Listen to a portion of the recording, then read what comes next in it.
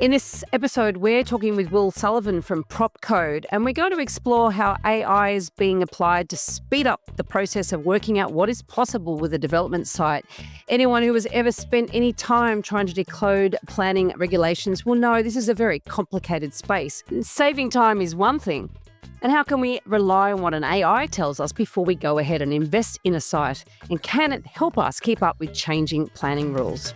Welcome to The Elephant in the Room. This is the podcast where we love to talk about the big things in property that never usually get talked about. I'm Veronica Morgan, real estate agent, buyer's agent and buyer's agent mentor, co-host of Foxtel's Location Australia, author of Auction Ready and co-host of Your First Home Buyer Guide. Hi, I'm Chris Bates, mortgage broker, currently ranked number 3 in the MPA Top 100 Mortgage Broker Awards. Before we get started, everything we talk about today is not personal advice, and we recommend you engage the services of a licensed and experienced professional. Our guest today is Will Sullivan, CEO of PropCode. Will has had a fascinating career studying the natural and built environments with a specialty in data analysis and technology. He has worked in urban planning for the last 7 years, advising private and government clients, and he built the Mecone Mosaic mapping tool, which is now widely used across the Australian property and planning ecosystem.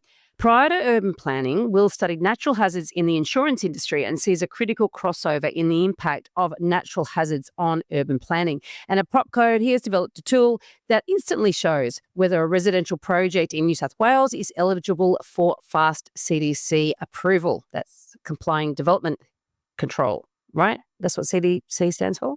It technically stands for Complying Development Code or Complying Development Certificate, but you can just say Complying Development. That sounds good to us. All right. So, sounds like a great application of AI. Thank you so much for joining us today, Will. And we've heard your voice, so thank you for coming. We're looking forward to learning all about this new frontier.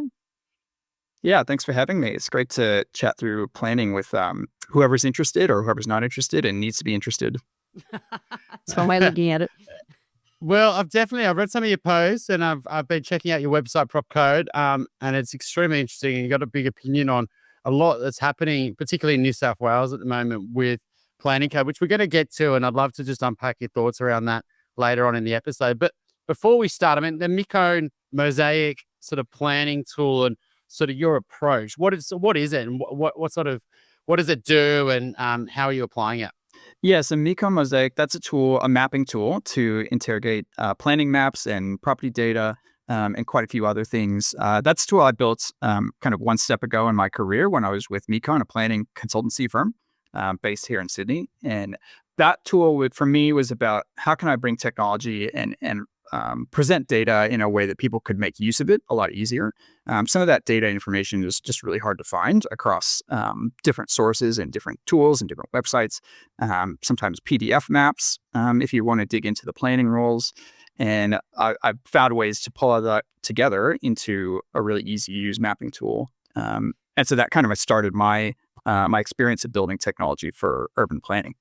And I think so we wanted to start it off by asking you what that is because where this conversation sort of needs to start in a way is if you can explain for us and for the listeners just how complicated this whole planning system is, how many different regimes are involved, how many different types of things you need to be, or I don't even know if I've got the terminology right about, the different planning rules. There's CDCs and there's LEPs and DCPs and all these acronyms. Right. And I also know myself from looking at various council websites, the information is sometimes up to date, sometimes not up to date. It's the mappings, sometimes it's interactive, other times it's PDF. So I'm guessing that you've seen the need when you got into the industry. It was like, well, what the hell? This is a crazy mishmash of inconsistent information. And if you're going to make good decisions, you need to, I guess, level the playing field to some degree or make it consistent. Is that sort of the need you saw and then how, what got you started in this area? Yeah, that's right. So I'm a person who really loves complexity, and not everyone does, of course, and not everyone needs to. But if you're working on anything in property, there's going to be complexity inevitably. And especially if you want to build something new or even renovate in a way that requires approval from council, you're going to need to get into the complexity of the planning rules at some point. And that's a real headache for people who aren't familiar with them, people who don't work in them day to day.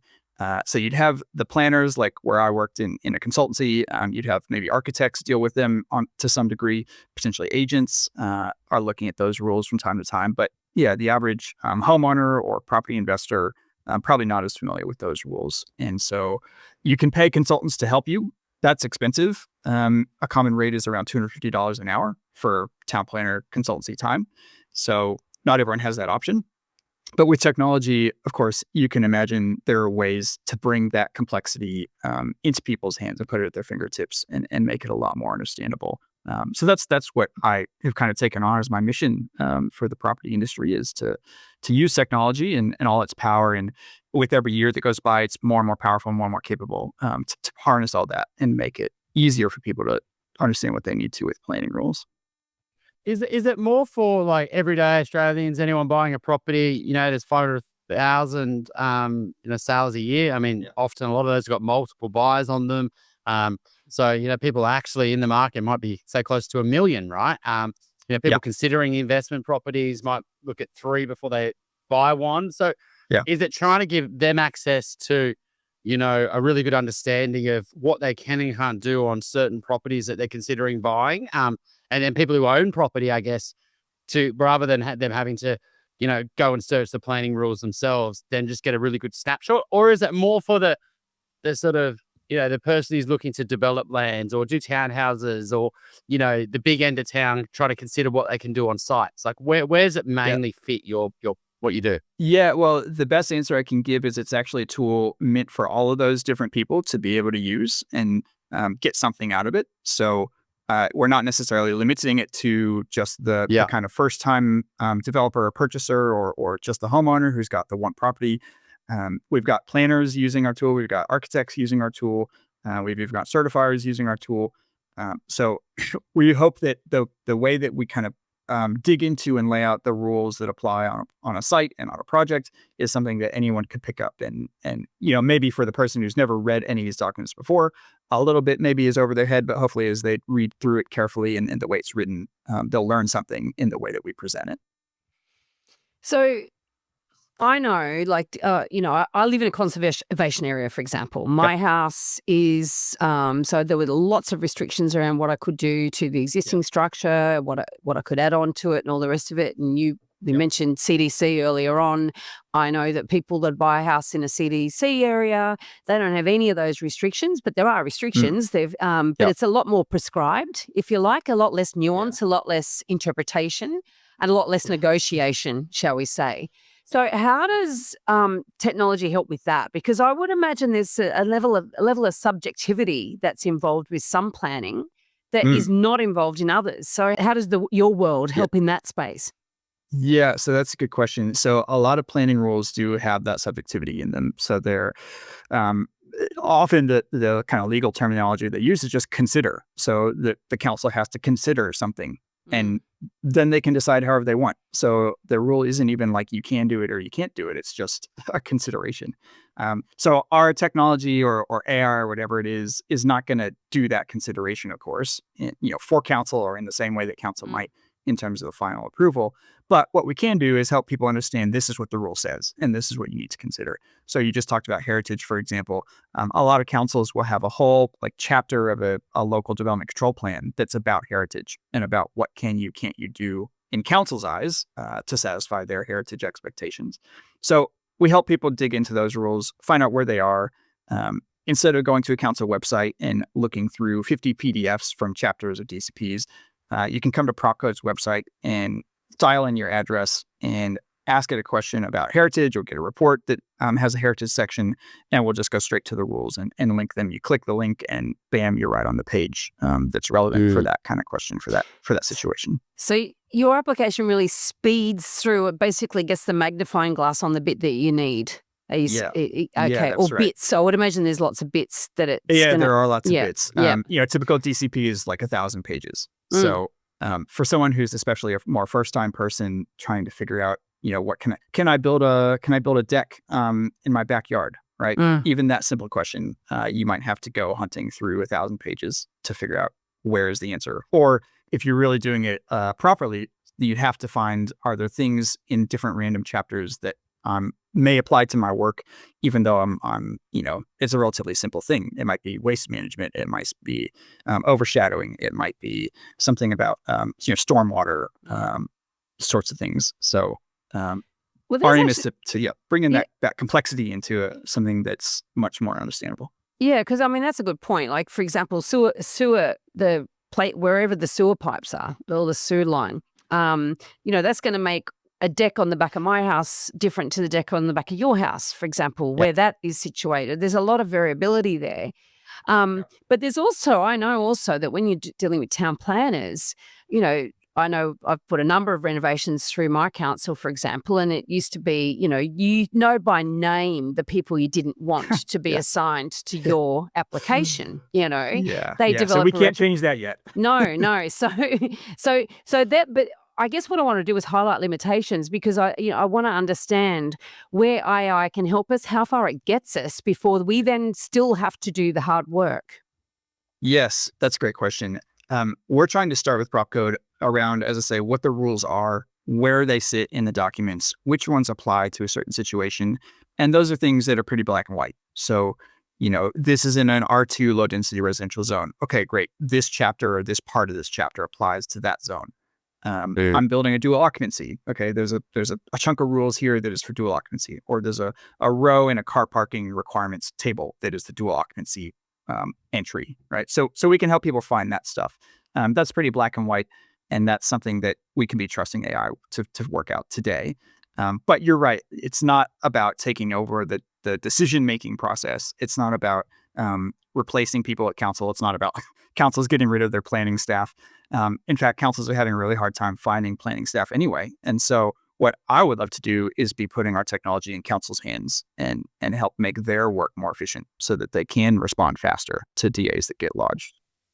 Is it when you start obviously you got to pull stuff from councils, bushfires and trees and, where how many different overlays can you how deep do you go, I guess, because I think sometimes people would think, oh, well, it says I can do a CDC here, but then they can't because of privacy issues. So that's right. Where does it sort of end? And but is it just really a good first stop for people who are buying any property to really, they're going to have to do any modification to it? This is a really good thing they could read quickly to sense check that their plans are going to be okay. Is that sort of how you see it? Yeah, that's right. So there's almost, I won't say unending because it's not literally unending, but seems unending if you're in the thick of it. Details and considerations and things that you have to nail down on a property project. So that's a big scope. As I said, PropCode is trying to start with the things that can just be the really critical things that you'd have to know or be sure of to even get past the first stage of I'm making a design, I'm buying a property because it lines up with the development I like to build on it. And some of those things, I'll tell a story later, but that can really mess up a property purchase if you've gone and purchased something that it actually can't do what you want because there's an LEP rule somewhere that you weren't aware of. So no, we don't have tree data, for example. That's going to be something you have to sort out with council. A big one, unfortunately, is we don't have flood data. As you said, I worked in natural perils. I know all about flood data and how complex it is, and it's just difficult to get it out of councils, fortunately. So there are going to be things that an automated system like PropCode is not going to know about and is not going to cover. Overshadowing is a difficult one. Visual privacy, if you're designing the building and what do the windows look at. There will be obviously things that the software just stops at a certain point, is giving you a solid answer up till that, and then you take it from there as a homeowner, developer, designer, whatever. So it's really sort of a top level due diligence piece in a way. Yeah. It sort of give you the green, amber or red light. You think, okay, don't even bother with the rest of it, or this is looking really good, or maybe, but we've got a bit more to evaluate. So AI at this point of time, that's its limitations. Obviously, AI technology is rapidly increasing and, that's it's a bit crazy. But, you are hamstrung here in many ways, aren't you? Because you still got sort of dinosaur type information that the AI is accessing. And if the actual planning bodies don't up their game, then you're still going to be limited in terms of what you can, what technology can do, correct? Yeah, that's right. One of the things we have to contend with is we take in DCPs into our system. So those are, council written, really granular local rules. And as I said, there can be 50 chapters in a DCP. They're all in PDF formats. So it's council written. There's absolutely no standard template or requirement for how they write, structure, or format a DCP. And that means that it's chaos, to be perfectly honest, when we get them into our system and trying to get them all to kind of look the same for our AI to look into. So that's a Right. bit of work that, could be easier conceivably in the future if the state government can force that all to be kind of standardized and done from a template. So that's an example where, this will all look quite different, I think, a few years from now when everyone starts thinking digital first as the way that these planning rules are written and published, and that people interact with them. So hopefully So PropCode's, leading a charge on getting us to that point.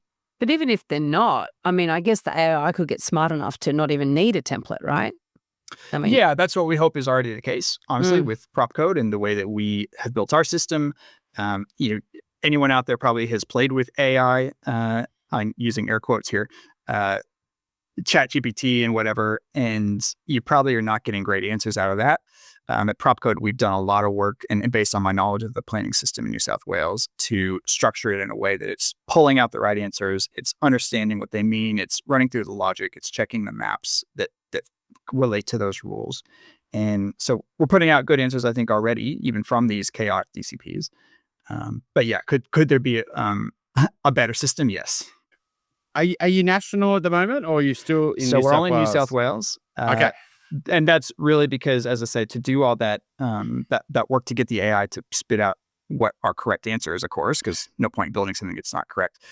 We got to have that local human knowledge of the system and of the rules and how to read the Yeah. rules. So that's something where we'll partner with local experts as we get across the rest of the country out in New South Wales.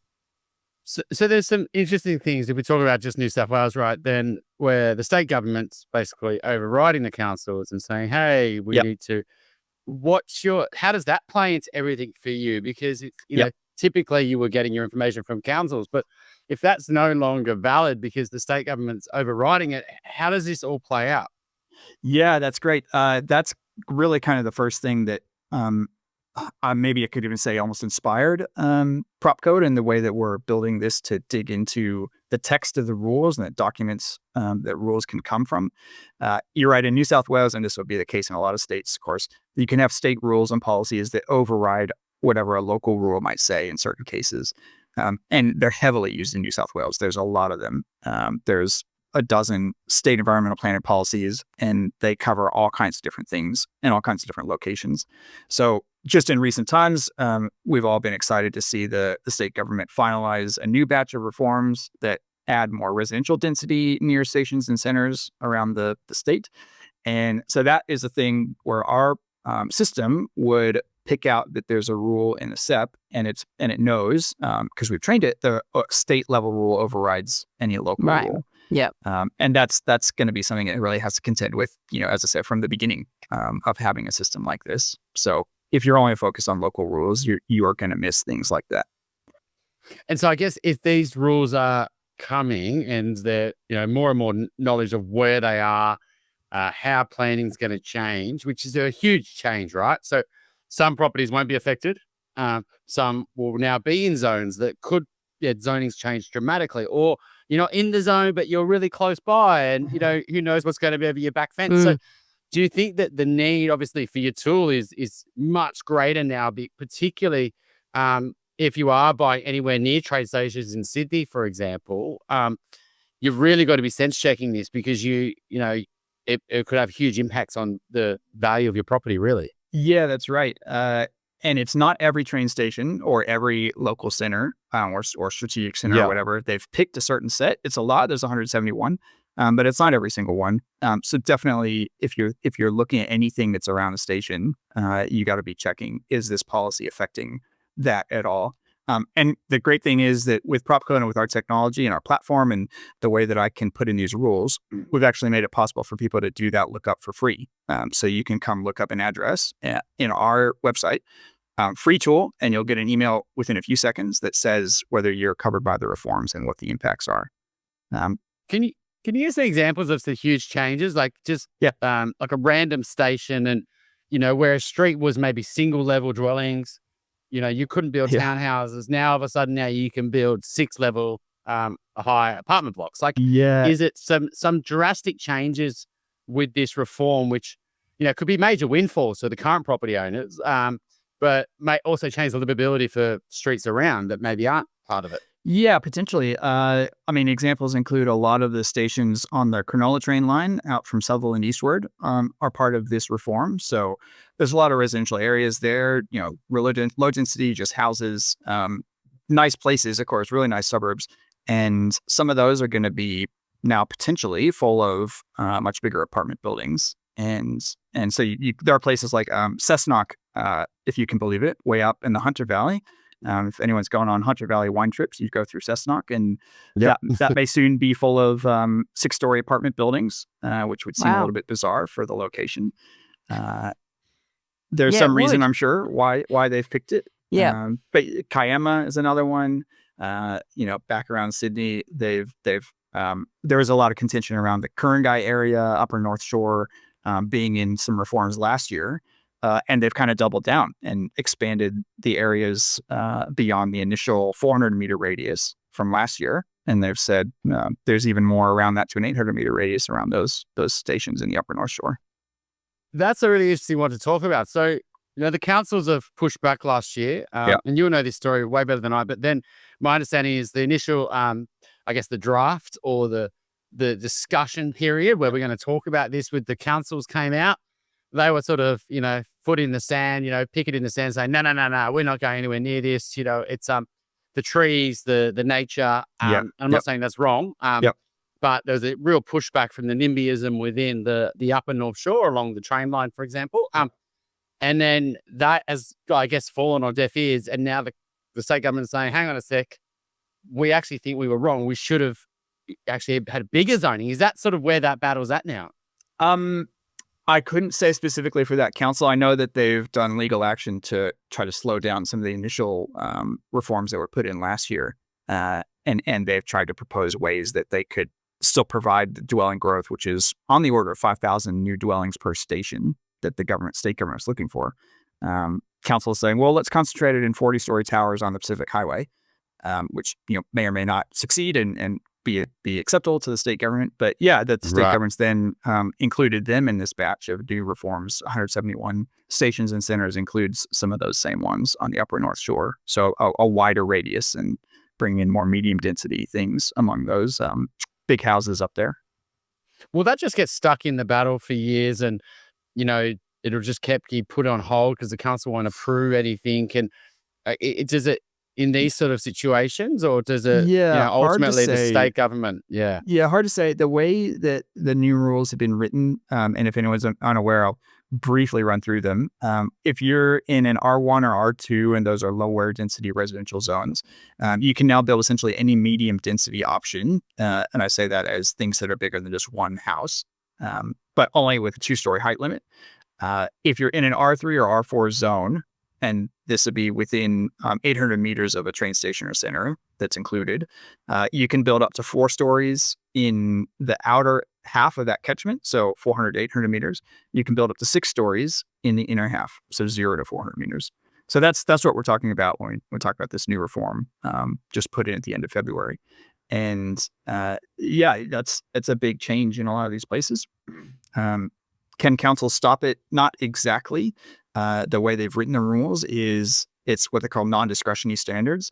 It's a bit of euphemism, potentially, because what it really means is if you've not exceeded that 6-story limit, let's say, or come up to 6 stories, but no higher, then council can't refuse it on the basis of it's being too tall or the too much floor space. So they could find other ways to refuse, but not specifically on how big it is. And this is, I know in Melbourne, there's somewhat similar things happening. Yep. And I think we're expecting this across the country and to varying degrees, right? So it's important for people who either do already own property in these zones or are thinking about buying in these zones that they are across what can happen. And as we were talking earlier, and you talked about your free tool, we'll put the link in the show notes. I'll have a look at it myself. But what about when you're looking at what could happen next door to you? You know, like you're thinking, oh, what could happen to my property? What could I do? But what could Yep. impact my property by what the neighbours could do is an equally important question, particularly if you're looking at buying a property. Yeah, that's right. So you could equally be checking your own address or a neighboring address, or you're looking at buying a site and you want to check what the rules maybe are on the neighboring sites, or behind, of course, out the back of the property. With the way they've done this new one, they've actually written the rules in such a way that you have to calculate an 800-meter walking distance yourself. So as part of an application to build something new under the policy. And that means that there's a point where that just stops. So, very often it'll be in the middle of a block of houses or whatever. Half of them will be in that 800 meters, and then the rest of them won't be.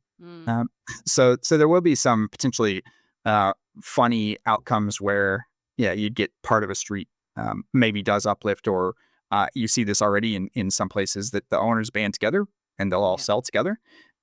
Developers love getting one piece of land all at once like that because they can kind of maximize the design and all that. So you might get some very different outcomes between neighboring sites. One of the so very important to get a handle on that.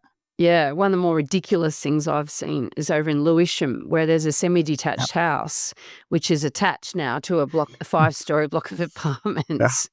And you believe it? Like, it's just nuts. But anyway, someone hung out and decided that they're having their little piece of land was more important than what's on the other side of their wall, their party wall. How long does it typically take sort of determine development potential with any degree of reliability if you're doing it the old way? You'd have to be looking pretty extensively through maps. And as I say, the LEP, which is the main plan in New South Wales, or of course in other states, there will be some other main document. And then looking through any overlays or other things that apply, or more local granular documents. In New South Wales, that's a DCP. In other places, you're talking about maybe a neighborhood plan in the Brisbane area, for example. And so, that's probably hours of research to be sure that you've checked everything, covered everything. You're probably wanting to get a certificate from council that would show what maybe the planning, whatever the sort of planning certificate is, or any sort of hazards that might be present on the site that could limit the development potential, of course, or which pathway you might be able to take in terms of the approval. So, hours is the correct answer, really. I'm on a personal mission to help more people make better property decisions. Most people don't realise that they can cost themselves hundreds of thousands of dollars over the medium to long term when they make property decisions without all of the information that they need. And what I do is help people with tricky real estate problems, which often masquerade as simple questions like, should I sell my investment property because the interest repayments are hurting? Or should I buy before I sell? Or the other way around.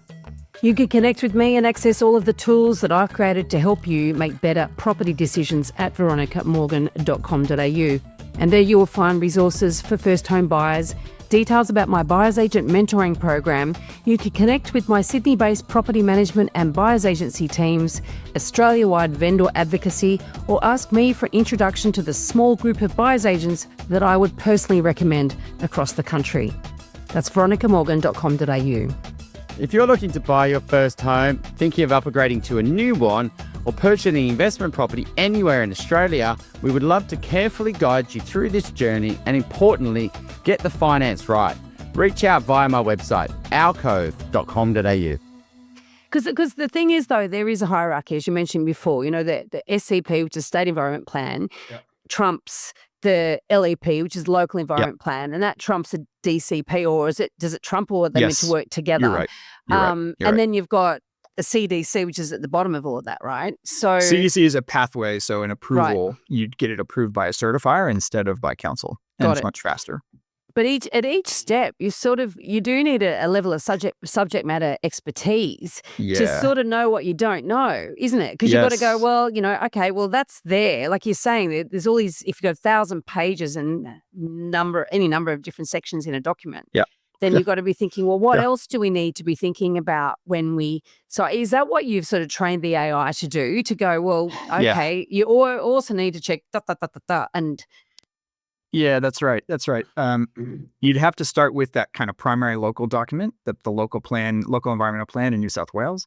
And then from there, yeah, it can go either up or down. So you might be going up to understand if there's a state environmental planning policy that somehow affects that type of project or that location. We're talking about this new policy for low and mid-rise in New South Wales. That sits in a state policy. If you're out there buying properties today and somehow you've missed all this news, you've missed an announcement, and you're not an avid reader of SEPs on the legislation website, you might be totally unaware that some typical low density residential lot or even kind of medium density residential lot has suddenly got all this new development potential because the local plan won't say so. It's probably the other way around, though. It's probably more likely the owner might not know what they're selling than the buyer. I know a lot of buyers are very ill-informed, but developers, on the other hand, they'd be sniffing around like crazy, and they'd be pushing the prices up anyway, I would imagine. Oh, yeah. And I've been selling them my data, so they know where these sites are. Yeah. Well, that's the thing, isn't it? It's you think it's a natural cash windfall, right? Because you've rezoned this land, and that means anyone in that land now can build a lot more on that land. And so particularly if you've got number 5 houses joining together, they could all sell to a developer and they can go 6-8 stories, right? You think it's this cash bonanza, but if you rezone them, 90 odd stations at once, developers have a lot of choice, right? And they're not just, and so they're going to be very picky and saying, well, I know you think your house is worth 3 mil and it's on the market, it's worth 2 mil. The developer's saying, no chance, I'll give you 2.2. And if they don't, you're kind of stuck, aren't you, as an owner? Because you go, well, if I don't sell, then I know my neighbors are going to start selling, and I know development's going to come, and then I'm going to have all these towers around me, and that's going to affect my privacy and my livability, and then it's going to devalue my property. And so how does this sort of play out? Do you think where, when you rezone everything at once, is it the current homeowners who get affected the most if they aren't able to sell their land because it's not the best developer? Because you'd think a developer really wants the stuff that's really close to the station, right, or in the part of suburb, and so maybe they get a really good uplift, but maybe the rest don't get as big an uplift as they're expecting. Yeah, if you're a homeowner and you suddenly have all kinds of new development potential on your site, it is hard to know what to do. You probably obviously enjoy the place that you live. You have some attachment to it. You'd maybe be asking, if I sell here, can I find something else that is similar, that's, not kind of a jarring change, suburb-wise or character-wise? And then, the other side of that is, what are my neighbors going to do? Are they happy to sell? Maybe they've just moved in recently and they're not attached to the area. And you can get some funny outcomes with, as I said, the middle of the street, that the zoning stops. And so you've got something weird happening next door or across the street. Or the development potential doesn't reach you, but your street's going to change. So it's hard to say what people should do. If you get an offer and it's significantly above the market value of your home before these reforms, you should probably give it a good long look and really think about what could we do with that. I had a friend who, unrelated to sort of rezonings or anything like that, but had his property bought by a developer. And it was kind of, it's effectively winning the lottery. People buy lottery tickets to get a chance to win $1 million. And here you have rezonings creating that $1 million if someone would just say yes to a developer buying their house. So, there's a couple of sides to that, and it's hard to say what someone should do. But definitely get good advice is what I would say. And look, these things, they will. Well, yeah, because it's just if the high end parts of the suburb are going to, particularly where there's feasibility, they can make these developments happen, right? Yes. Like are you seeing the current feasibility? The developers are going around and saying, well, I know you've rezoned all these locations, but I can't build them. Yes. And so really developers are flooding to just those. That's right. Either up and North Shore. That's right. And then they're really concerned that they're going to take the bulk of this building is going to happen, and their suburbs are dramatically going to have to change, whereas a lot of other train stations aren't. Is that their concern? Yeah, that's right. So the government is saying, hey, 112,000 new homes are going to be built under this rezoning in the next 5 years. And a lot of people are asking questions about how that could even happen in terms of the economics, in terms of feasibility. Can we buy these properties and have them, we have to buy them above market value, of course, because what we just said, people may not want to sell. If we're paying above market value today, how does that translate into construction costs? On top of that, purchase costs. And can we sell an apartment in the suburb for a price that makes it worth it to do the work? If the uplift isn't enough, then that's probably going to be a no. Sometimes maybe you can squeeze out some like townhouses, terraces type of thing where it's a semi-detached or attached home, but it's more of that sense of we have our own space, right, to the purchaser of that new product. So those can be worth more than apartments.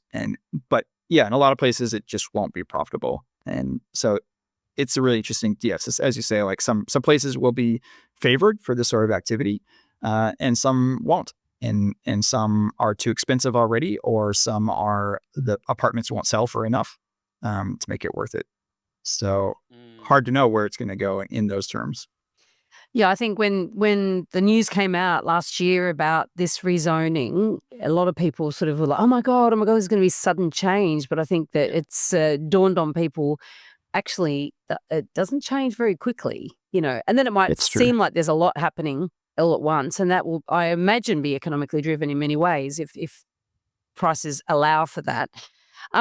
So if we can look to you, I guess, look to your work in the insurance industry, we're going back a little bit far back there, but how is tech being used now to help us, I guess, plan better, but also manage risks around natural disasters? And it's a bit prescient because, of course, today is the day that Cyclone Alfred's, we're recording this in early March, Cyclone Alfred's meant to be hitting tonight. So it's front of mind for a lot of people at the minute. Yeah, that's right. So I worked on studying flood risk and tropical cyclone risk, among many other things, in the insurance industry. So even as long as 10, 15 years ago, there was quite a sophistication in the technology they were using. We were calculating flood risk at address level based on flood mapping that we could acquire or create. So that was already there 10 or 15 years ago. And today, it certainly will have advanced. And I can tell you that one of the things that they do in insurance is sort of obviously behind the scenes, and you wouldn't see this a whole lot publicly, but they simulate disasters. So they'll simulate, what if a cyclone hits Brisbane? What if a Category 3 cyclone hits Brisbane? What if a Category 4 cyclone hits, maybe not Brisbane, it'll be a bit unrealistic, but Cairns or you can get, if you believe it, you can get tropical cyclones hitting Perth, maybe not Category 3 and up, but there's some of these scenarios out there that they're modeling all the time and comparing that against where they've got policies.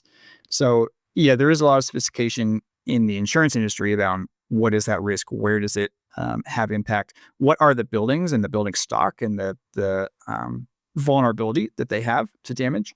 And so there's a lot of discussion about insurance being unaffordable, and I can tell you that they're not out to make a profit on people selling $30,000 insurance policies.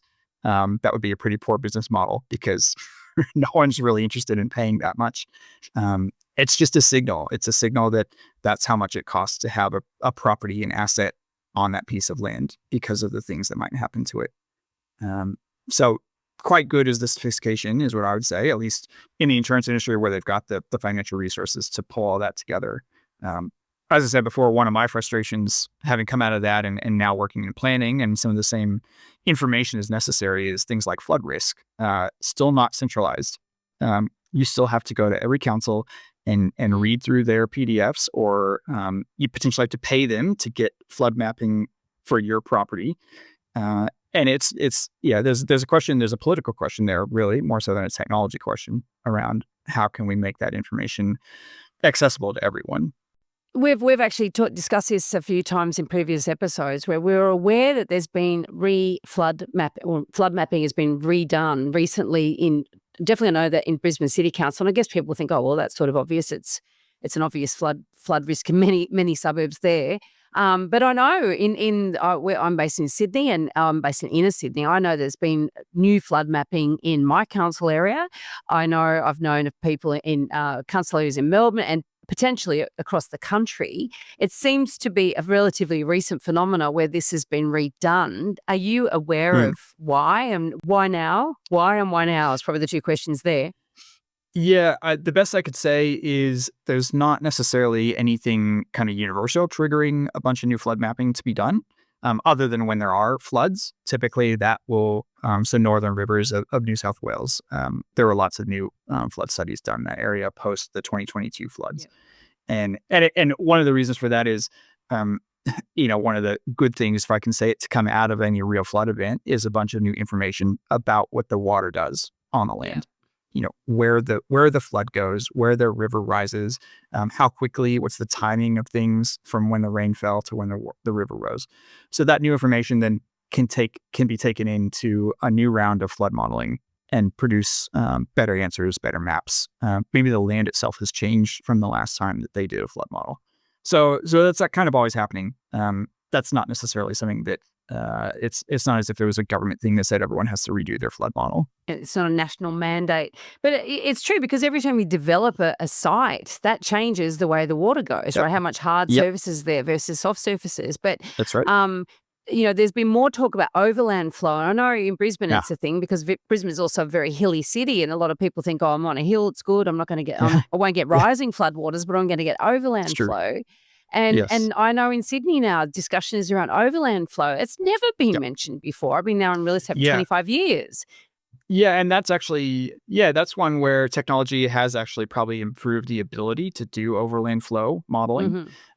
When we say overland flow, for anyone who doesn't realize, it's when water has not yet reached a water course. So it rains, heavy enough rain that water, ideally in most cases, is going to go through the stormwater drains, of course. And part of the modeling is to say, how much stormwater drainage do we need? But you can, of course, get heavier rain than that. And then that water just starts going wherever it wants across the ground, according to the shape of the land. If it hasn't reached a water course yet, then it's called overland flow. And it's much more difficult to model that in kind of a computational sense. And so that is a thing where technology has made that possible in a way it wasn't 20 years ago. Because it's interesting, because you got to know where the water falls, don't you? And I know that, in terms of water rising, you got to know, again, that's where water falls too, is different catchment areas, different rivers, different dams, all that sort of stuff. It's quite a movable beast or feast. Yeah. So how can AI help us get better at urban planning, do you think?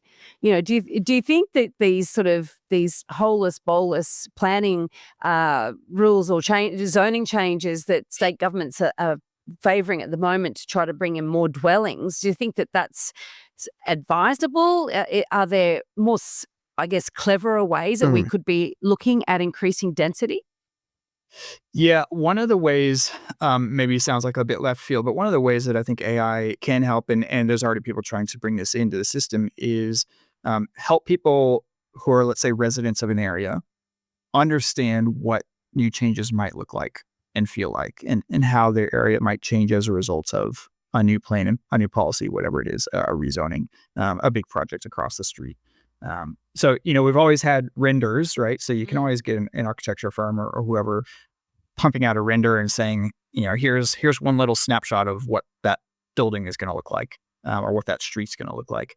But technology is, of course, advancing a lot beyond that. So now you could be doing VR, or AR, and so whatever the R is, you could be seeing in a kind of three-dimensional interactive way, what is my street going to look like with this change, or what is that building going to look like across the street, and so help people get better.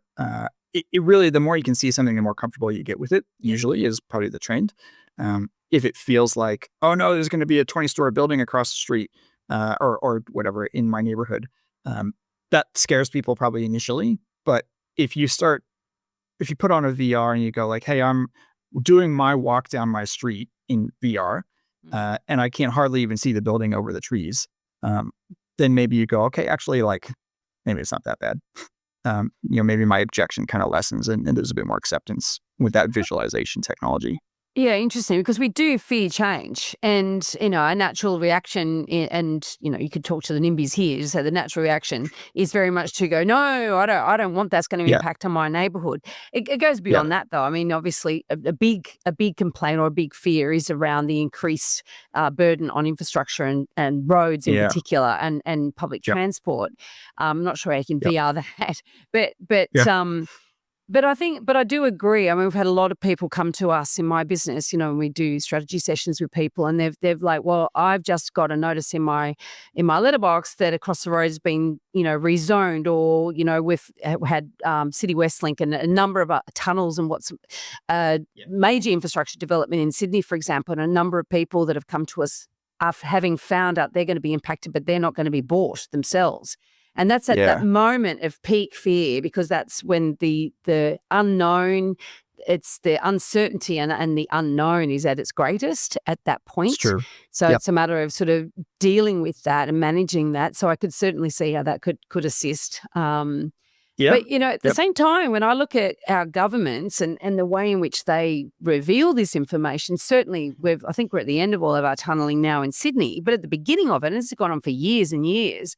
You talk about maps being PDFs. Well, that's what the planning map was for the whole underground tunnel network. It was a PDF, and when you zoomed in, it pixelated. So you really had very little, concept of whether you're going to be impacted by this or not. Now, obviously, as the planning took shape and they got more certain, they had to do all this testing as well as to where those tunnels can go. So I can sort of get why they didn't make it highly interactive at the beginning. But over time, obviously, it became much more revealing. And I know that crazy, there were certain parts where there's a massive inertia around whole chunks of suburbs where people wanted to bail and want to get out, and other buyers are going, well, I'm not going to buy there. You guys are bailing because you're fearing the worst, and why would I want to buy there? And so there's some big discounting going on early on, and some of those people got bargains, and some of them probably wish they didn't buy there. Yeah, and maybe the big tunnels and that vibration things are a different question, but I think another way that we'll actually see it happening more often, that that sort of consultation phase can happen differently, is it'll actually be a thing where residents of an area or interested parties can kind of feed back up and say, here's what we would like to see. Here's what would be acceptable to us. Because those consultations, as you say, it's usually whether it's a government or council or a developer or whoever, they're saying, here's what we are going to do. Tell us what you think. But I think there'll be a new framework, and this is kind of an AI sweet spot in a way, is you can actually go to residents and say, what would you like to see? What would fit in well? What would you want your street to look like? What would be acceptable to you? And that's an interesting new way. I think you'll have those consultations happening, that you could actually start with that and have a developer or council, whoever, take that info in and say, okay, maybe, that'll actually influence how we design something now. Is we've heard from people using some sort of AI tool where it's like, kind of describe your ideal street. If it was going to have apartments, if it was going to have 4 stories, describe the style, right? And some of us are probably played with AI where you can tell it to generate an image of something, right? You can say, generate a Victorian style apartment.